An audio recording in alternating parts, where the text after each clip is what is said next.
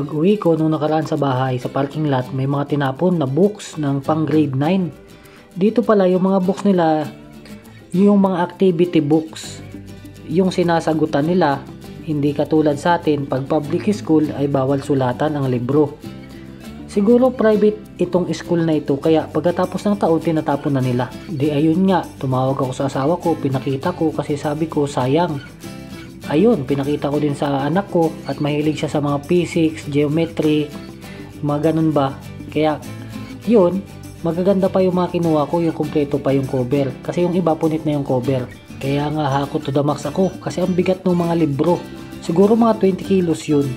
Kaya binalikan ko ulit yung natira sa labas para iakyat sa bahay. Yung mga anak kasi namin, binibilhan din namin yan ng mga librong kakaiba. Katulad ng almanac. Tapos yung basta yung mga kakaiba. Yung hindi nila napag-aaralan sa school.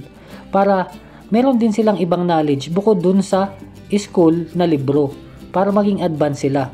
Sa tulong kasi ng libro, naiiwasan nila yung mag-cellphone or manood ng TV. Yung panganay ko kasi si Taba ay grade 5 pa lang. Pag naiuwi ko yung mga libro na yan next year, pag bakasyon ko ulit, ay may advanced knowledge na naman siya. Kahit papano, pag binasa niya yung mga libro.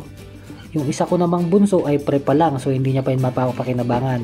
Pero advanced na din siya.